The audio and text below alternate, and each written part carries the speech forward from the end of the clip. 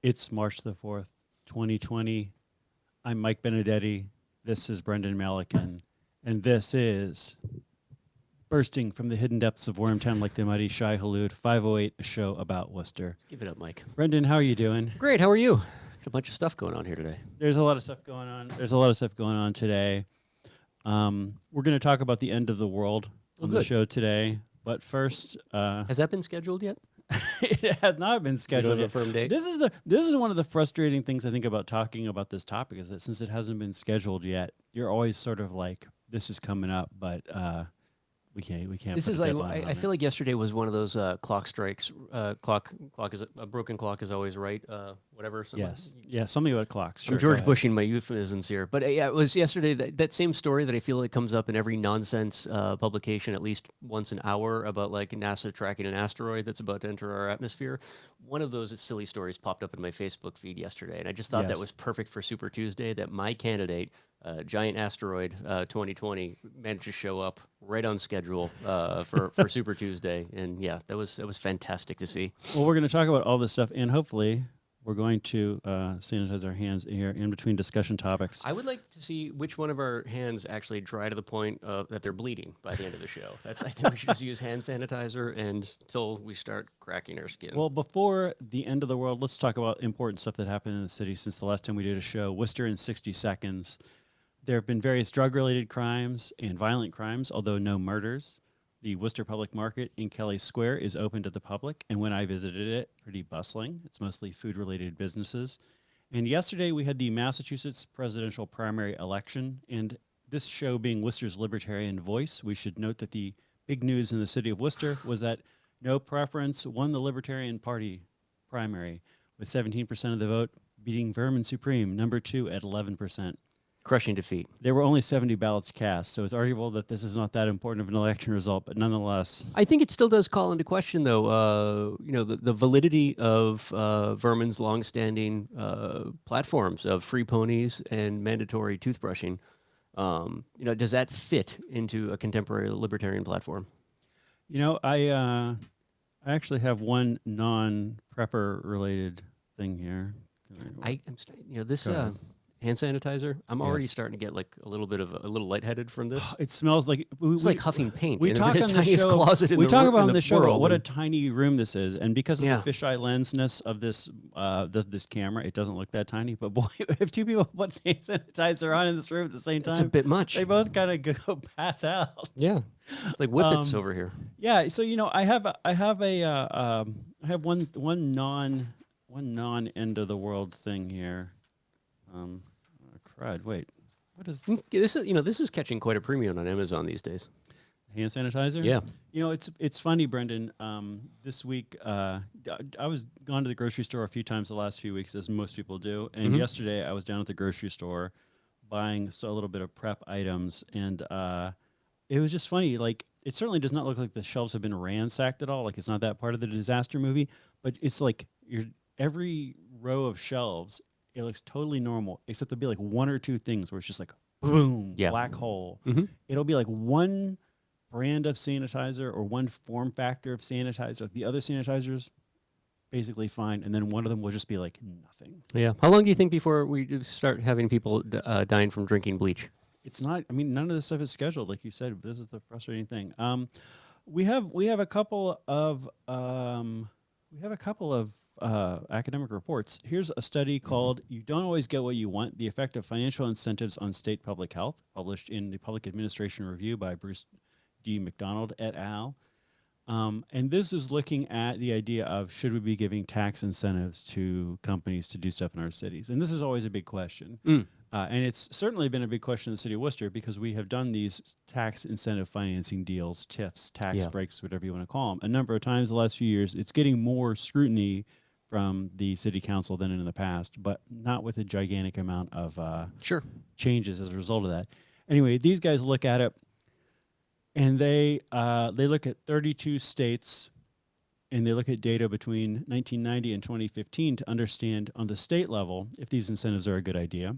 And they find that after controlling for the governmental and other differences between states, that incentives draw resources away from states. Ultimately, results show that financial incentives negatively affect the overall fiscal health of states. So the question is, are we going to be happy that we have all of this economic activity, and is it worth us giving up a bunch of tax revenue for 20 years to get it? And the answer is, it's not worth it. It's not worth it.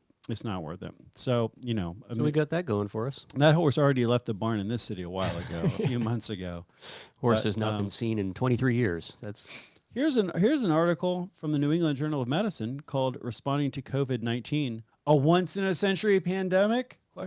by Bill Gates, and on his blog it has the much calmer title "How to Respond to COVID-19 and Prepare for the Next Epidemic." how to too." respond to COVID-19 when people who should know better use like clickbaity, awful titles to scare the heck out of you. So Brendan, where is your response to this thing so far? Are you more on the it's just the flu side, or are you more on the clickbaity "we're all going to die" side? You know where my actual concerns lie,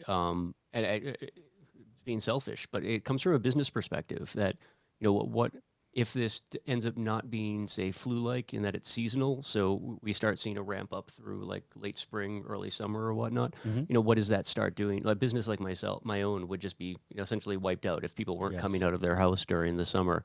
I think that's over the last couple of weeks, the stock market, is caught everyone's attention. Like I'm actually far more interested in the impact that it has on smaller business nationally, and even impacts on things like food distribution and whatnot. If quarantine areas come into play nationally between states or between regions and whatnot, there's a lot of like moving pieces to our economy that I think like this is one of those things that kind of starts needling at that in some interesting ways.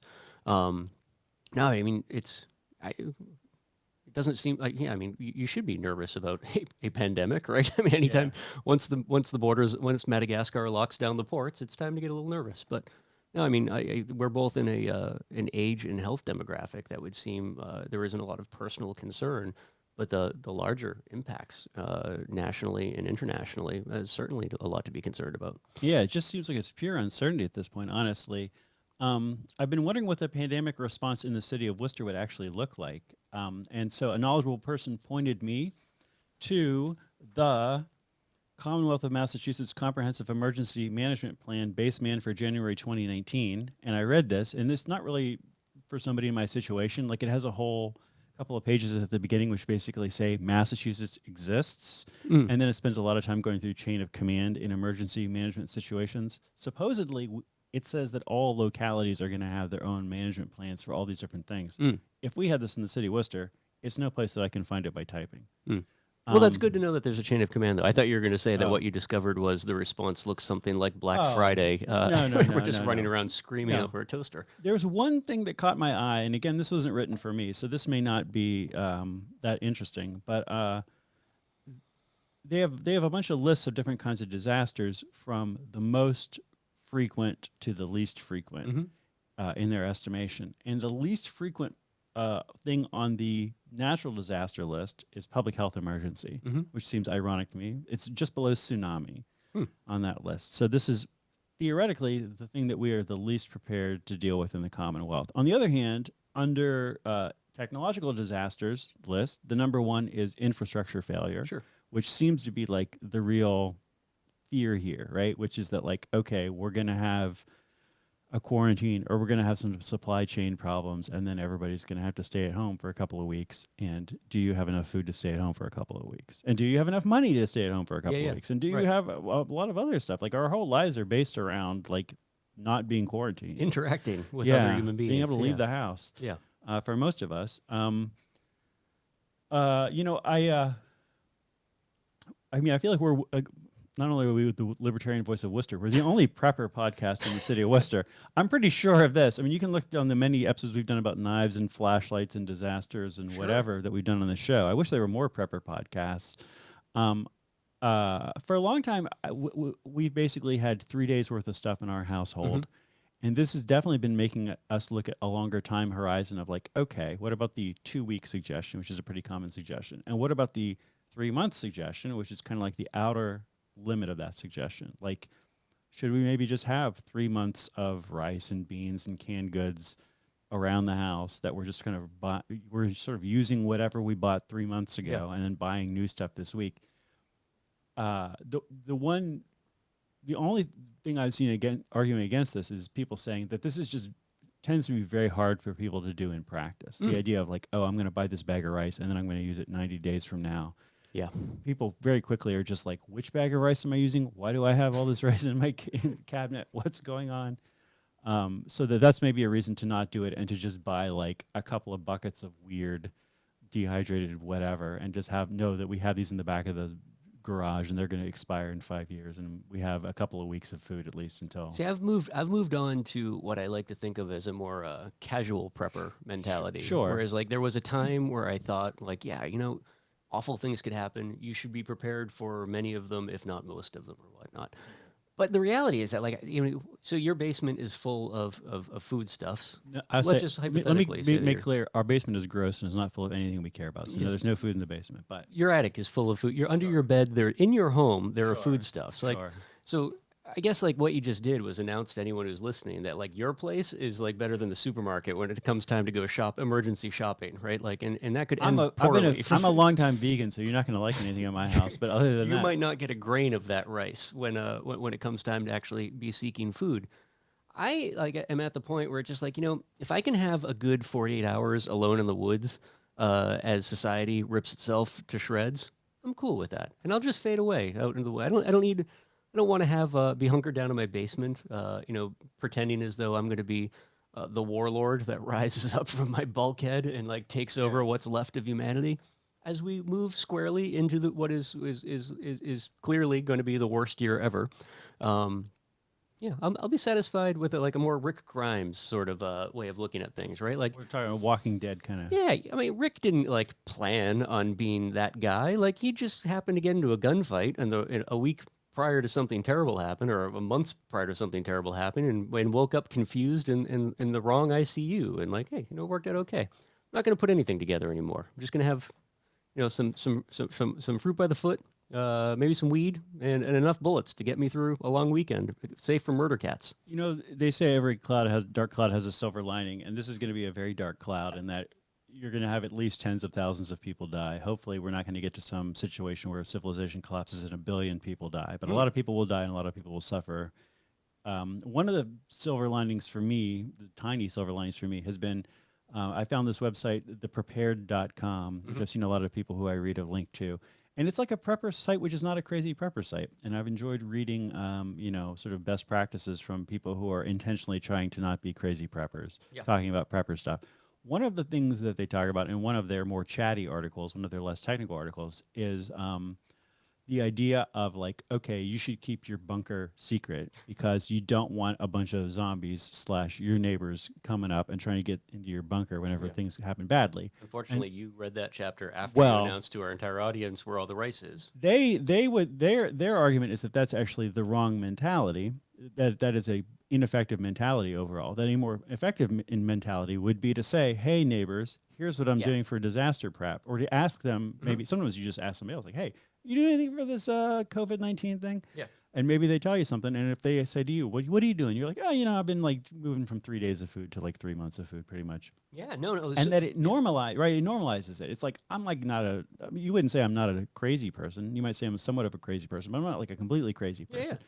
So that's why I just want to say on even this tiny media outlet, like, I'm preparing for this. I'm not stockpiling is the wrong word. I'm just like having some stuff around the house. I mean, we all have more than 5 minutes of gear in our house. We all stockpile to that extent, at least, that we could survive 24 hours without going to the store. Sure. I'm just trying to extend that 24 hours to 72 hours, 2 weeks, 3 months, whatever. Just extend that window a little bit. And I'm just that's why I'm saying this on this, not to brag that I went to the store and bought a thing of groceries. You're just willing to share. I just want to normalize this idea. Yeah, no, and I don't see anything wrong with it. I think it speaks more to the concept of community that oftentimes gets lost, and especially in a year like this one, going into what's certainly going to be a divisive presidential cycle, like having something in common, like fear of the eradication of our species, to actually maybe get to know your neighbors a little bit better. Like that's a nice icebreaker. Like instead of introducing yourself by saying, "Hi neighbor, who are you voting for in the presidential election?" You say, "Hey neighbor, You get an excess of rice because I get an excess of beans. Maybe we should stay in touch as the world comes to an end. Brendan, are any of the organizations or groups of citizenry that you're connected with, have any of them made changes as a result of this pandemic so far? Not directly. It's interesting though hearing like my son talk, just like overhearing conversations happening from like leadership at school and whatnot. Just but like roughly talking about how things could change if more cases become prevalent or whatnot. Like Italy, for example, just they're shutting down all of their schools, sort of thing. And I think that's one of those. It's again one of those unknowns that gets kind of interesting. Are you like when my son mentioned overhearing a conversation along those lines, not that it was happening, but that the potential for it was there and the planning was going into place. Like then the automatic anxiety comes into play. Well, do we graduate? Like what, it actually does bring up some really interesting things for especially young people that already probably have a lot of anxieties about, things like the world ending and whatnot ahead of schedule. I hear you. I mean, maybe the city of Worcester has come out with some statement about this coronavirus. If so, I haven't seen it. The only organization that I'm in that has made changes and announced the beginnings of a plan is the Diocese of Worcester. In a press release dated March 5th, which as of this taping is tomorrow, Roman Catholic Bishop Robert McManus of Worcester notes that our parishes should be educating members about the coronavirus and that people shouldn't go to church if they're sick. They're under no obligation. It's not a sin to miss Mass because you were sick. We are also suspending shaking hands at Mass and sharing the cup of wine that has been transubstantiated into the blood of Christ. You will be able to get a bottle of holy water, but the open fonts, the open containers of holy water are going to be emptied. Sure. The backs of the pews and other surfaces that might be disease transmitting are going to be disinfected on a regular basis. And this past weekend in the city, I know people who went to masses where they were already doing this, where they were like, we're not going to have the cup and we're not going to shake hands.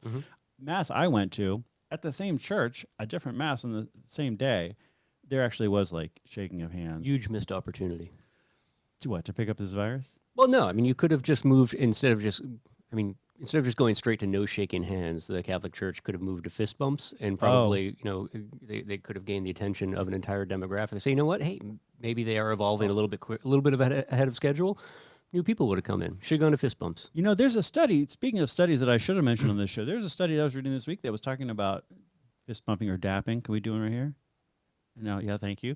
And it was talking about how it's like something like a quarter of the disease transmission, a fifth of the disease transmission. It's like way more public health friendly than actually shaking hands. Especially a prolonged handshake is just like a disaster disease-wise. A gentleman's handshake is a pretty terrible thing. I'm not sure why we introduced that into civilization at all. It's clearly something that we started doing well before we understood bacteria and viruses, and probably should have stopped immediately after understanding bacteria and viruses. We're going to talk about real things involving the city of Worcester here in a second. I wanted to ask you, though, besides The Walking Dead, do you have any pandemic or pandemic-related videos or disaster-related videos that people should be watching? No, well, I would always suggest the Zombie Survival Guide by Max Brooks. Okay. And the book version, not the terrible Brad Pitt movie version of World War Z. Yeah.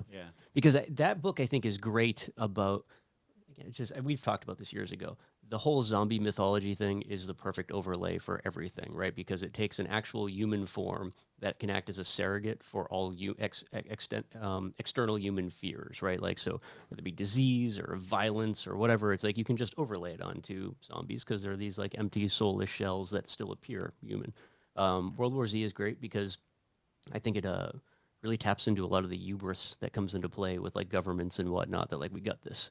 And maybe the one thing that was great about the movie version was the way they captured like the storming of the walls around like Israel and whatnot. It was like, that was a nice shot. It was a great shot, but it's like, that's the sort of, governments love, we're doing it right now in the United States. Everyone loves us that we got this. To be honest with you folks, Mike Pence has got nothing. I've looked through his background, actually no background in virology whatsoever. Did a bang up job once of actually making the spread of HIV worse as governor at one point in time. But yeah, he's not actually has nothing in regards to pandemics. So there are other places to look for information. You mentioning handshakes just makes me think about a show where pandemics pandemic is not the main theme, but a plot point, which is that show Counterpart. I'm not familiar. You can watch this on Amazon Prime now. This was on like I don't remember what cable channel, Stars or something. It was on for a couple of seasons. I think J.K. Simmons is the main guys. J.K. Simmons and other people whose names I'm spacing on right now. But there's one alternate reality in this show where the world was hit by a big pandemic, and as a result, this is a world where technological and economic progress really like hit a brick wall. Sure. At that point. On the other hand, this is a world where like nature is really thriving. There's not very much pollution. People are also like don't like going to public places. People definitely don't shake hands. That like I kind of wonder like introverts take over the world is what you're saying. Or just people are just way more shy with each other. Like just speaking of silver linings, I wonder if maybe a silver lining is that since it doesn't look like this is going to be the pandemic that brings down civilization and causes whatever 1 billion deaths, 2 billion deaths. It'll be many orders of magnitude less than that. And maybe this is the one though that where we kind of like get ready for that one, and so that one is way less bad. And then maybe we if this gets bad enough, maybe we just handshaking goes out of style and stays out of style, and that we just see a humongous.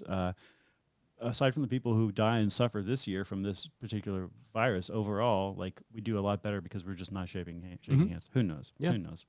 Nobody wants to hear this. You know what people want to hear about, Brandon? What do they want to hear about? Happy birthday, Worcester. We just celebrated our Worcester, leap year. our birthday. Yeah, we just celebrated our birthday on leap year. Do you know about the history of this? About our birthday? No, I just assumed it was a silly decision. Why? I'm gonna. This is from the latest happiness pony. I just want to tell people this. 1 out of every 1,461 days is a February the 29th.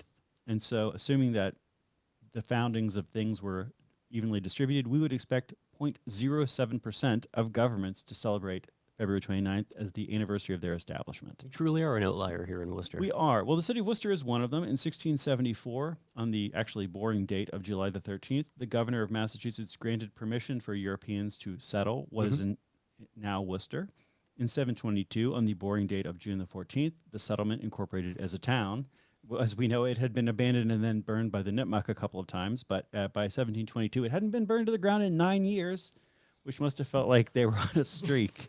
In 1790, the population was 2,100. In 1820, it was 3,000, so a bit bigger. In 1828, the Blackstone Canal to Providence opened, and much more consequentially, in 1835, the railroad to Boston opened. But in 1840, the population was 7,500, much bigger than in 1820. And in 1850, it was 17,000. In 1848, the city had surpassed the 12,000 mark, which the state required for you to incorporate as a city. Incorporating as a city would let the city have a mayor and a city council and to stop having town meetings. We did have boards of selectmen and boards of aldermen as a town. A huge... Guys, we're taping a show in here. A huge influx of immigrants had the powers that be feeling the town was getting unmanageable. And so in 1847, on the dull date of November the 8th, Alderman John Milton Earl, abolitionist, retailer, and Worcester spy publisher, moved that the town should petition to become a city. Wisely, the Massachusetts State of Representatives chose to approve this on February the 28th, meaning that they were setting up the state Senate and the governor to approve of this on February the 29th, finalizing the deal as far as history is concerned. Of course, the common people of Worcester had yet to vote on anything.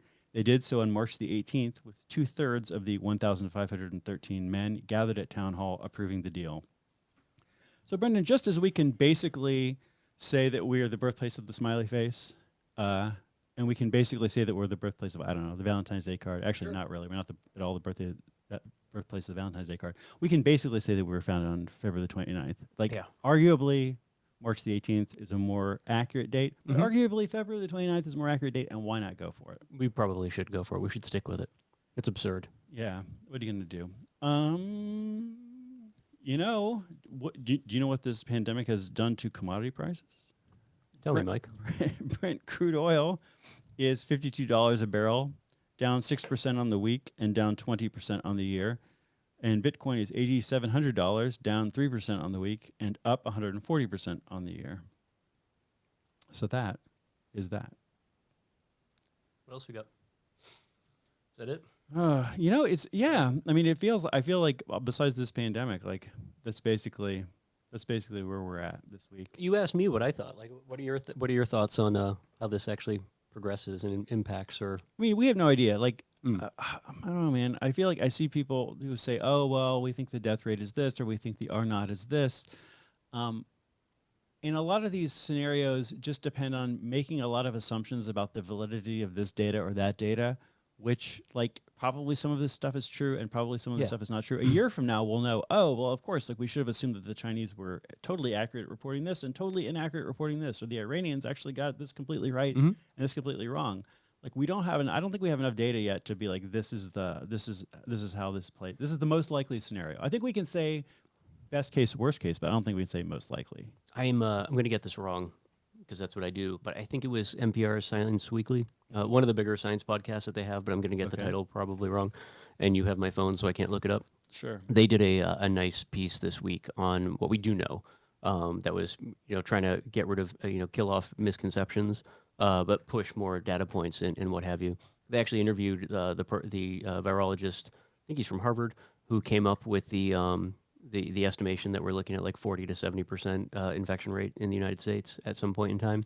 And like even he acknowledges like that was a journalist like had reached out and like, what are you thinking? And like did some quick calculations, and that was like the range that he was looking at. But he's like, that's not like a hard and fast. You shouldn't be banking on us falling in there. Like we could also wake up tomorrow and just like the virus killed itself off. Who knows? But the way things are trending, it would be looking at like a 40 to 70% infection rate.